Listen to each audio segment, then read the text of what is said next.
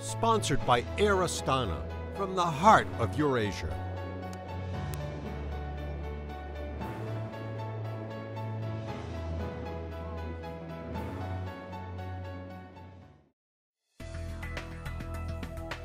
Sponsored by the modern, luxurious, intercontinental Almaty Hotel.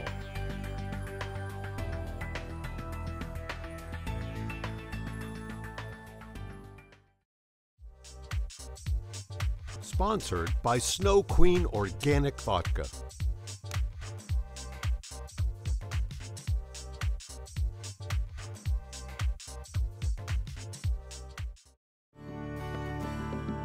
Sponsored by Diplomat Hotel, accommodations in the heart of Astana, Kazakhstan.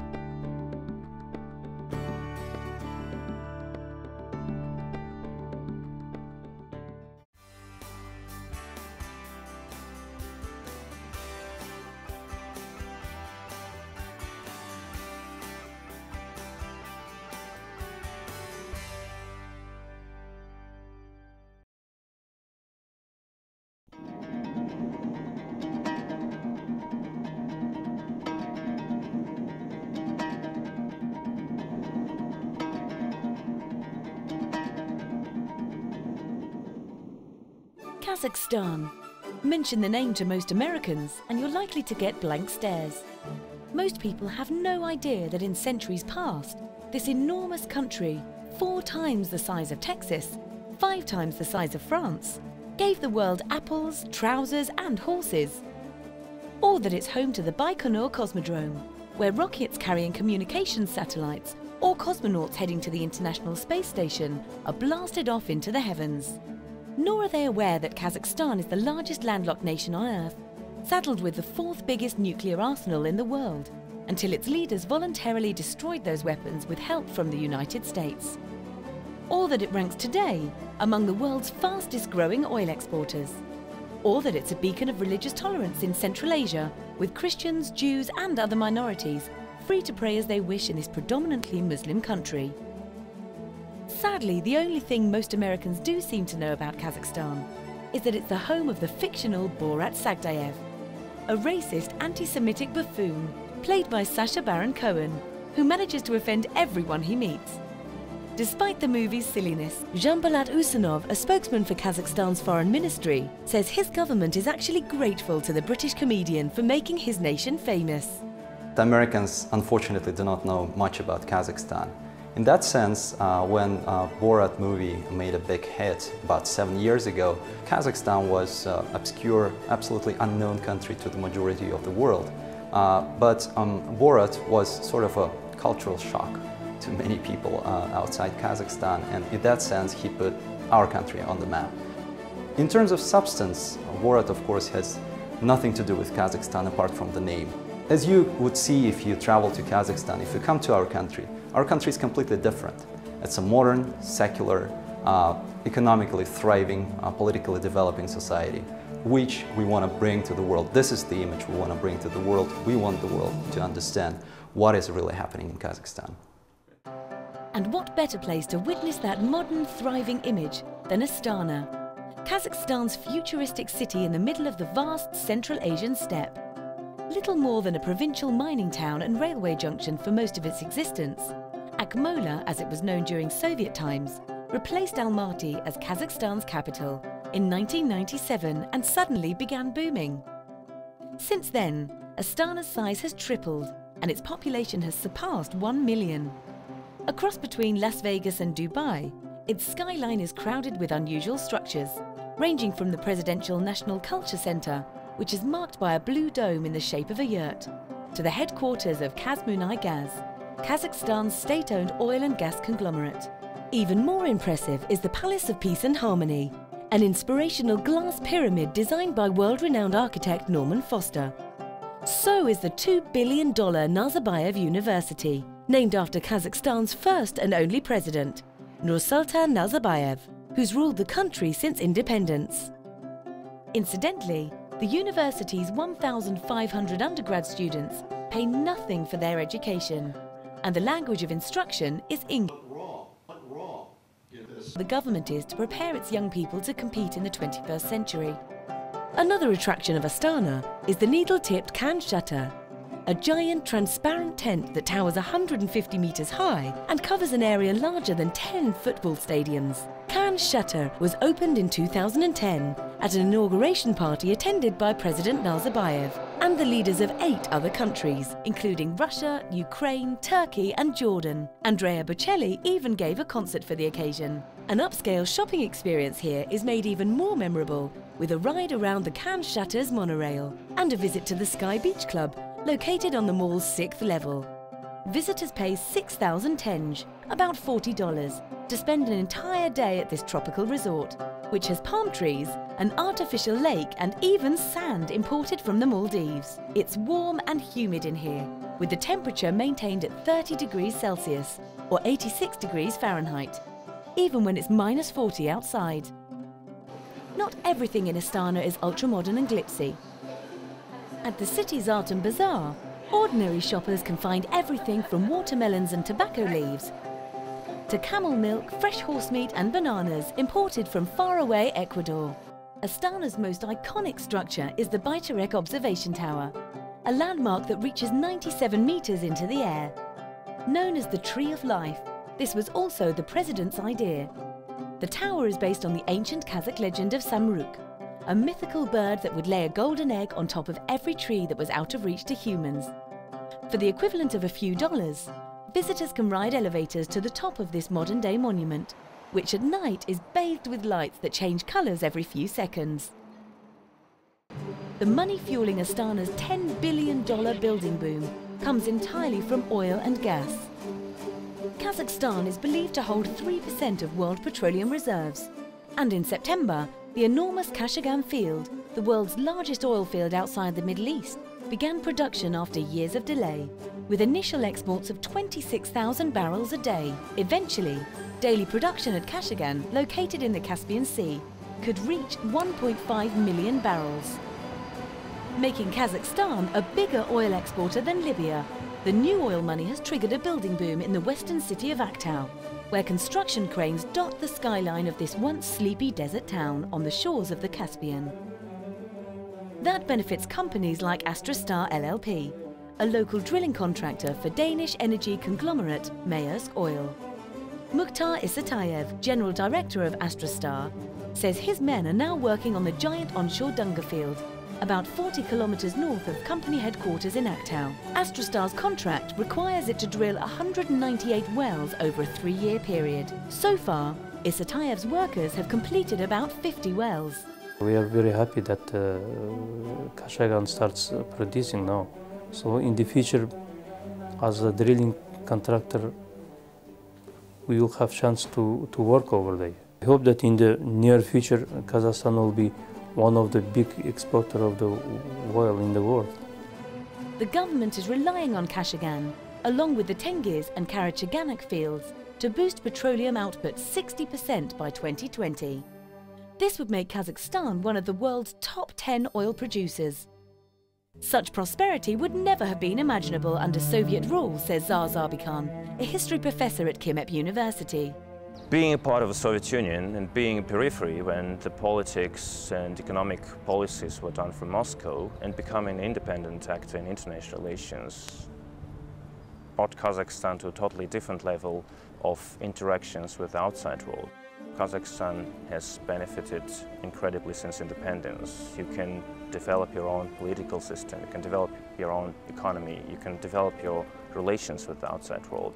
Almaty, where Kimep University is located, is Kazakhstan's largest city and its financial and cultural capital. During the Soviet era, it was known as Alma-Ata, and until 1997, it was also the country's capital. Almaty, with its green parks and snow-capped mountains in the distance, retains an air of old-world history and elegance that charms visitors from all over the world. It's also filled with communist vestiges of the old USSR. Chief among them is Panfilov Park, named for the 28 soldiers of an Almaty infantry unit who died fighting Nazi tanks during World War II. Panfilov Park is also the home of Kazakhstan's Holy Ascension Cathedral, completed in 1907 and made entirely out of wood. Standing 56 meters high, It's a sacred shrine for Orthodox Christians, who represent 26% of Kazakhstan's population. Bishop Genadius of Kaskilin, leader of Kazakhstan's Orthodox Christians, says his church has no problem with Islam, though it did have a problem with communism. Я не могу даже сравнить ситуацию, в которой церковь находилась до принятия независимости и после. Это два разных мира. Церковь обрела подлинную свободу после падения советского режима. Bishop Genadius and his Muslim counterpart, Supreme Mufti Mayamarov Yerzan Malgazayevich, gathered with more than 100 other men and women of faith from around the world in late September. The event was the Congress of Leaders of World and Traditional Religions in Astana. The Mufti says President Nazarbayev has managed to keep Islamic fundamentalism and religious extremism in check by promoting peace and tolerance at every opportunity. Бүгінгі съездің мәнісі өте зор. Құдай қаласа, осы съезімізге міне 10 жыл болды. 10 жылда әрбір дін лидерлері жаңағы жиналыста бір-бірін айтып жатыр. Біз туысқан болып кеттік деп. Сондықтан осы бүгінгі жиынның ерекшелігі барлығы ашық өздерінің ойларын айтып жатыр. Kairat Lama Sharif, chairman of Government's Agency for Religious Affairs, says Kazakhstan has more than 140 ethnic groups and that conferences on interfaith dialogue and multiculturalism are an important means of bringing people together. Идея проведения первого съезда лидеров мировых и традиционных религий принадлежит главе нашего государства Нурсултану Абишевичу Назарбаеву. Мы впервые проводили этот съезд в сентябре 2003 года, когда в Астане собрались всего лишь 17 делегаций из 17 стран. Это был самый сложный период в взаимоотношениях во всем мире, так как это проходило после известного печального теракта в Нью-Йорке 11 сентября 2001 года. И было необходимо вести диалог цивилизации. И идея проведения съезда лидеров мировых и традиционных религий была принята, услышана многими представителями различных религиозных конфессий. Один из первых был Ватикан, затем мусульманский мир. И таким образом, спустя 10 лет, на 4-м съезде в 2012 году мы уже собрали 85 делегаций из 40 стран мира. About 70% of Kazakhstan's 17 million inhabitants are Muslims, a consequence of Islam having been brought to Central Asia by Arabs in the 8th century. Ethnic Kazakhs are predominantly Sunni Muslims of the Hanafi school, while other Muslim groups here include the Uzbeks, Uyghurs and Tatars. During the long years of communism, Soviet authorities suppressed Islamic religious practices, as well as Kazakh national identity. Yet since independence, Islam has enjoyed a rebirth here. Despite its predominance, however, Kazakhstan is a strictly secular state and is the only Central Asian country whose constitution does not assign a special status to Islam. That moderate approach has allowed an even older religion, Judaism, to flourish. Kazakhstan is home to an estimated 40,000 Jews, according to Yeshaya Cohen, the country's Israeli-born chief rabbi and spiritual leader. In 2004, Central Asia's largest synagogue, Beit Rachel, was inaugurated in Astana by President Nazarbayev and Jewish leaders from around the world.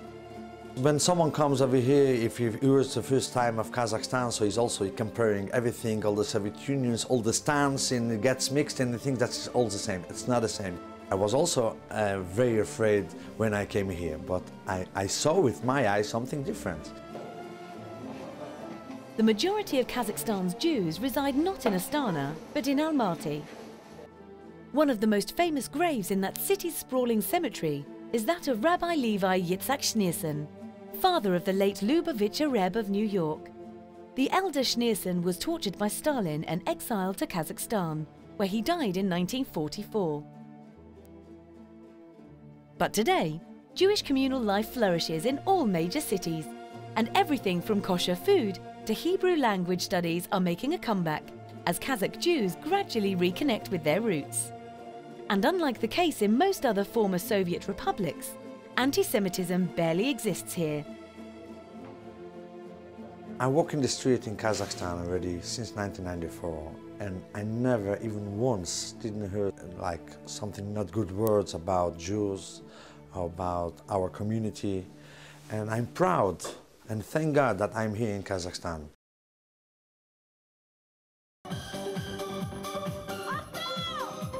Religious extremism may not be an issue here, and it's rare to see women in veils or hijabs as might be expected in countries with a Muslim majority. Western-style rap and hip-hop are both very popular in Kazakhstan, as is local Kazakh folk music, all of which are traditionally enjoyed at outdoor music festivals throughout the country. Yet other obstacles have stood in the way of Kazakhstan's development. Just like any other country which tries to build up an independent political system, which inherited quite a lot from the Soviet period, Kazakhstan faced lots of challenges, environmental, political, economic. It had to build up an independent economy. It had to build up an independent legal system. And of course, Kazakhstan,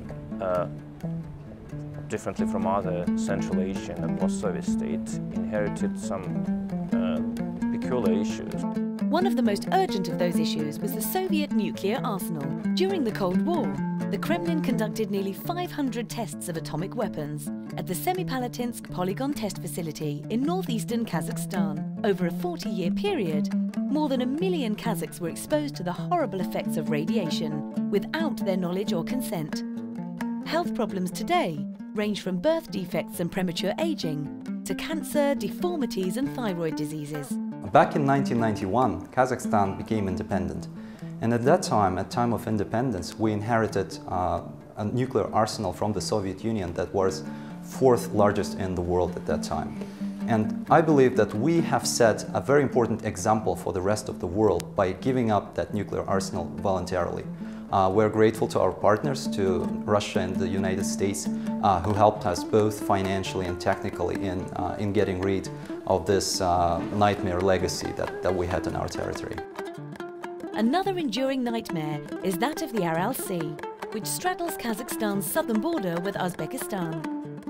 Once half the size of England, the Aral Sea helped save Russia from famine after World War I by supplying the country with fish. Murals in the town of Aralsk attest to that fact. But these days, the once mighty lake is no bigger than Rhode Island.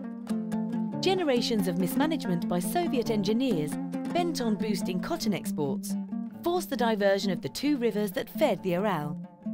The result was an ecological catastrophe that has slashed the lake's area by 90% and its volume by 85% since 1960. Christopher White, who teaches economic geography at Almaty's Kimep University, discusses the problem. Well, certainly it is an environmental disaster. Salinity levels within the Aral Sea have skyrocketed. Environmentally speaking, of course, this means that all of the various fish and other species, habitats have been destroyed, declines in species numbers, and so certainly this is an environmental problem. And we also can say that with the recession of the sea, there's also been what we call a desiccation, encroaching deserts. An entire desert landscape has replaced where much of the sea was. But hope is in the air, thanks to a $250 million project funded by the World Bank and the Kazakh government, and a 13-kilometre-long dam built in 2005 at a cost of $85 million. The idea is to guide the northern Aral Sea, still 20 kilometres away from the town of Aralsk, back to the old harbour through a complex system of locks and dams. Fish have returned to the Aral, and today salinity levels are back down to 14 grams per litre, not far from the 1960 levels. Most recently in 2011, I was part of an international expedition out there. We went around the entire northern Aral Sea, talked to folks in some of these very remote villages, some of which have only recently gotten electricity as of 2009.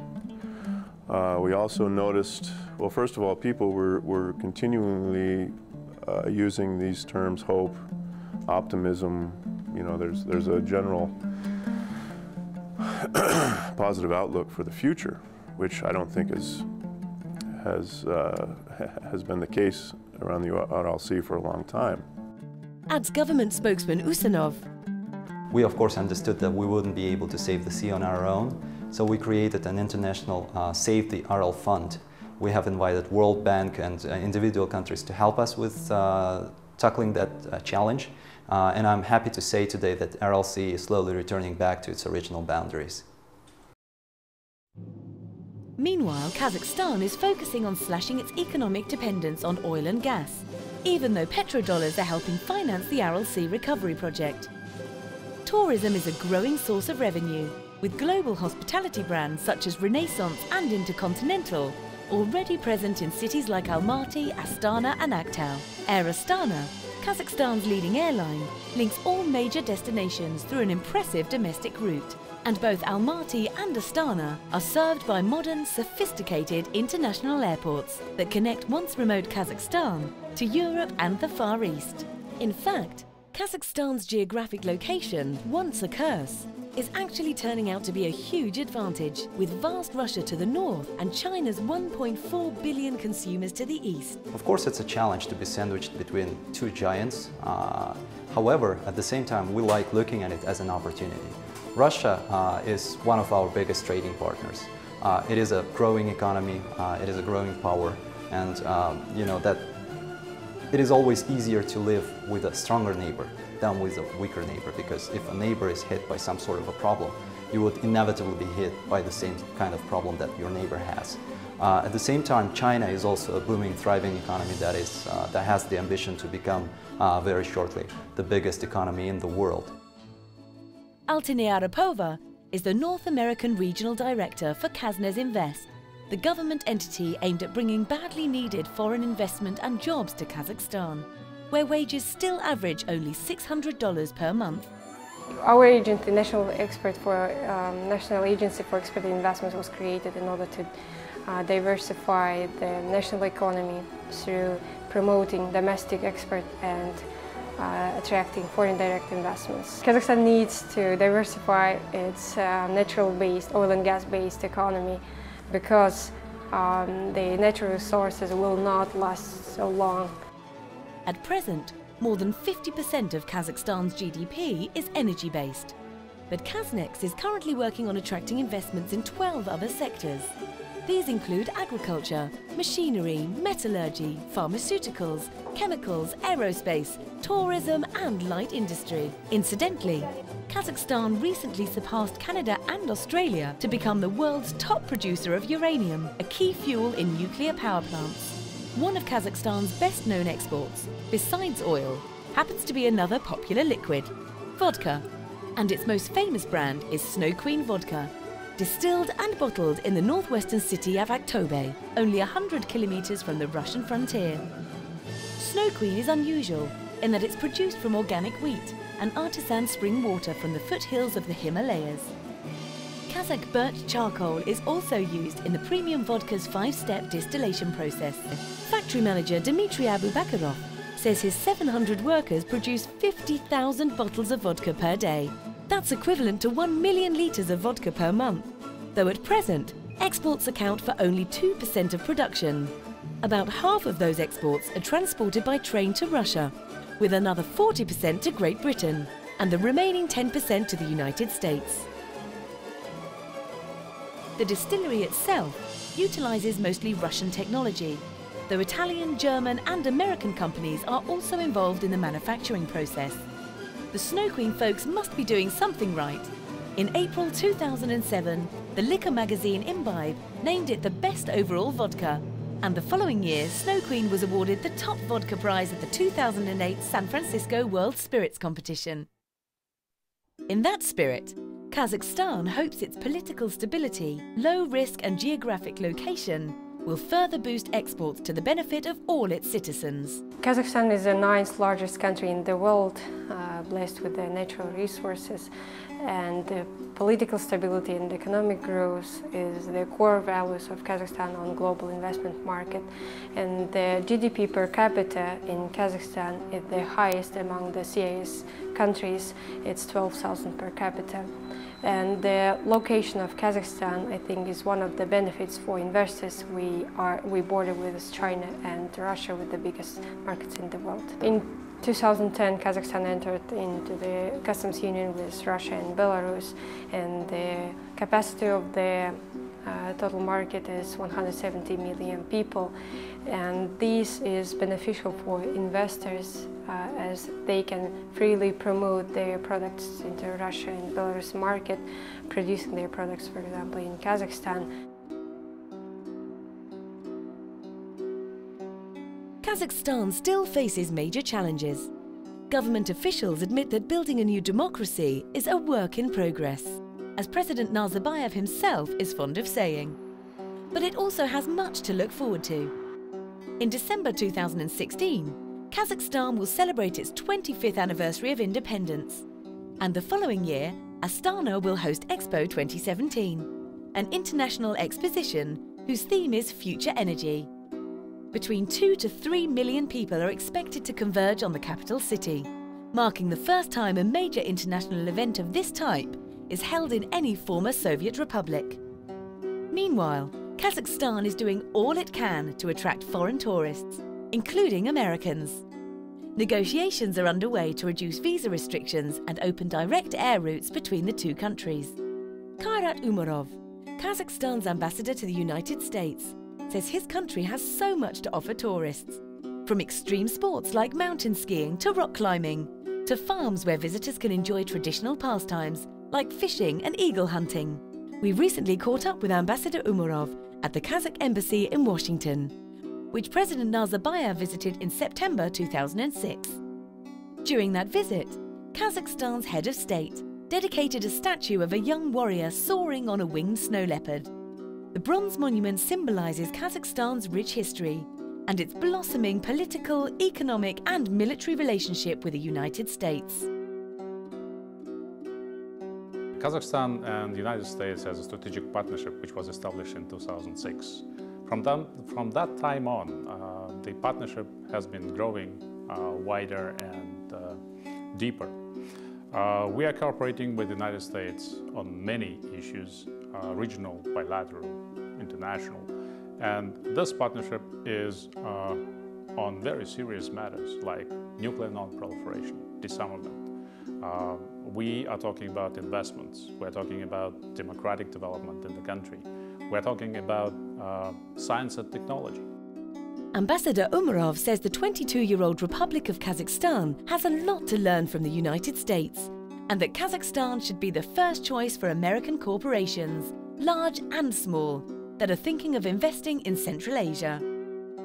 Why Kazakhstan is interesting for the US companies? I should say that they should come to Kazakhstan because of the great opportunities and possibilities in Kazakhstan. Kazakhstan not only looks for investment, but Kazakhstan is co-financing, matching the funds. Sometimes we can invest ourselves into the projects which are of great interest for us. So in Kazakhstan, we are ready for investments. We would like to see more of US companies, better in high-tech area. It could be other areas as well, because we're diversifying very much. So we're looking forward to the US investments, to the US companies to come. We would like to work with you. We would like to help Kazakhstan to grow faster.